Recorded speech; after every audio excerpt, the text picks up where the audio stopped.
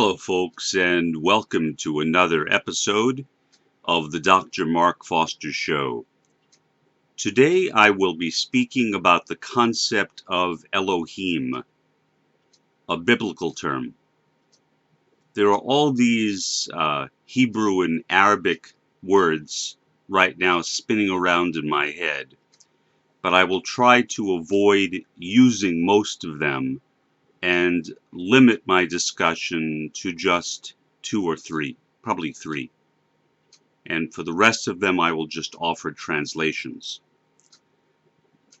The term Elohim in the Tanakh, which is the Jewish term for the Old Testament, is a plural term. The singular form is Eloah, which means the mighty one. Elohim means mighty ones. And for many years, there's been a controversy over why God is repeatedly referred to by the plural form. Several ideas have been proposed.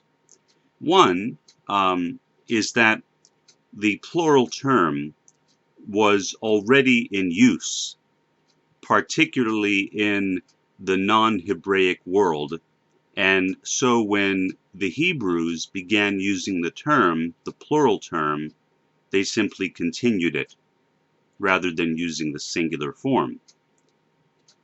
Another explanation, which is commonly given by Trinitarian Christians, is that Elohim is used because it refers to the three persons of the Trinity, the Father, the Son, and the Holy Spirit. My view is somewhat different. Although I do think that the term Elohim refers to more than a single individual, I believe that there is only one God. In my religion, the Bahá'í Faith, monotheism, or in a Jewish context, ethical monotheism, is very, very strongly taught. One of the main things which personally attracted me to the Bahá'í Faith, coming from a non-practicing Jewish family, was the fact that the Bahá'í Faith was very monotheistic. Previously, I was attracted to Sikhism for similar reasons. Although I never actually became a Sikh, I was drawn to Sikhism because of the strong monotheism present in that religion. So I am not arguing for a plurality of the Godhead. There is only one God. In Arabic, the term for that is Tawhid.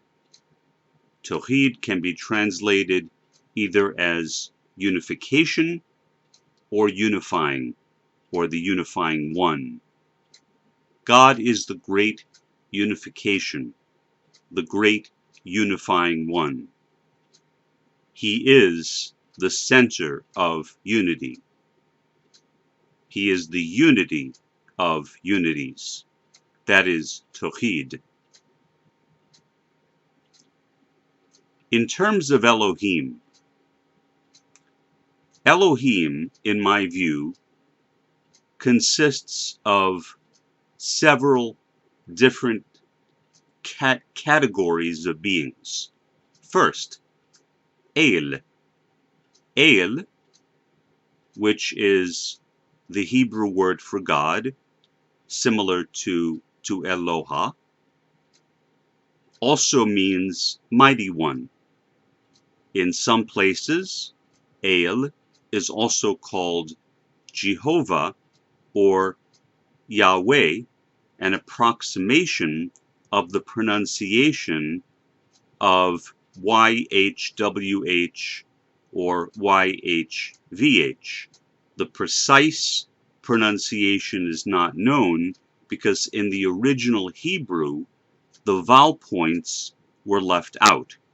So no one knows for sure exactly how YHVH was originally pronounced, but a common guess is something like Yahweh or Yahweh.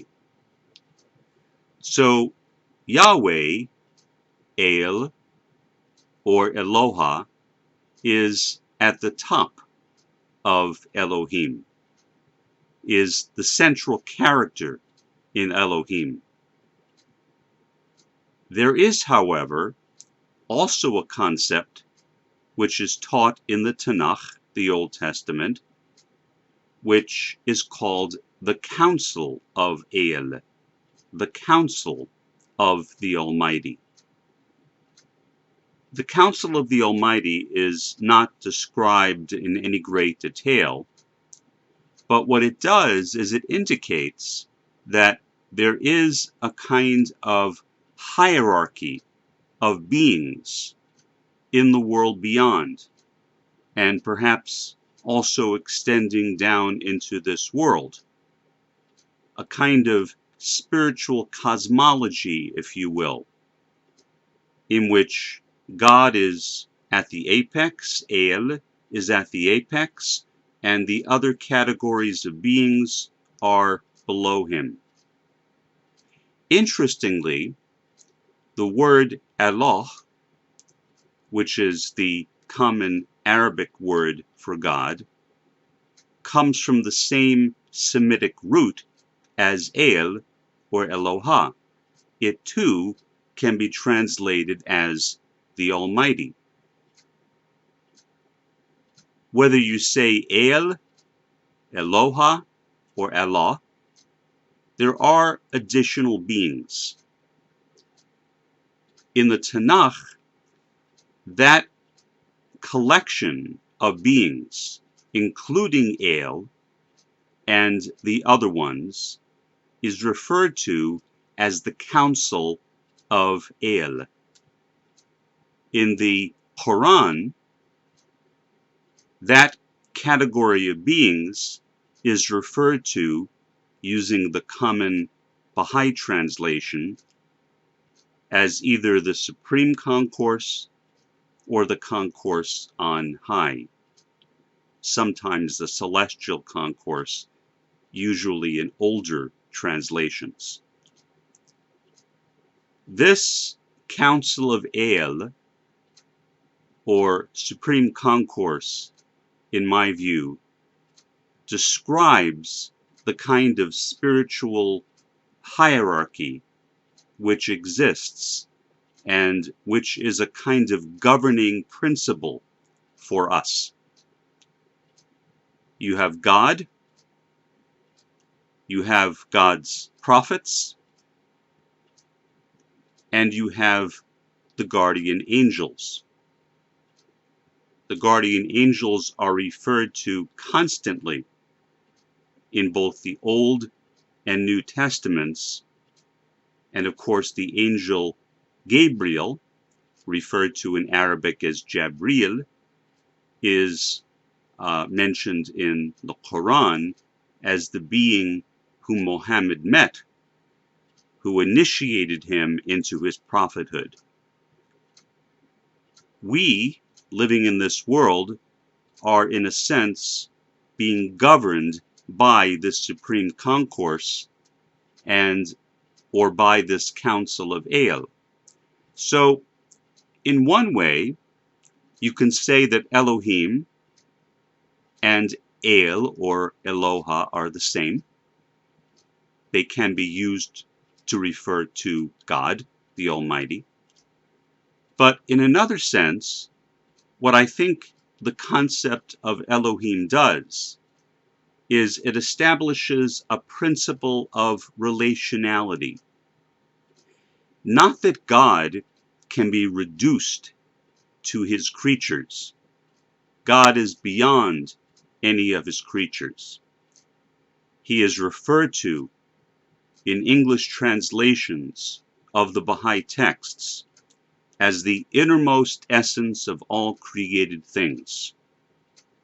God is beyond and beyond and beyond and beyond anything that we can possibly conceive of.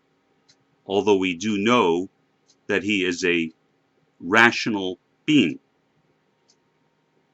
He is a being, a supreme being, but he works in collaboration with the prophets, the guardian angels, and with those of us who are willing to serve him. So that, in my view, is the basis of the kind of spiritual cosmology which is presented in the Baha'i texts. There are other ways of looking at it as well, which I plan to explore in future podcasts. But for now, this is Mark Foster for the Dr. Mark Foster Show, signing off. Have a good one.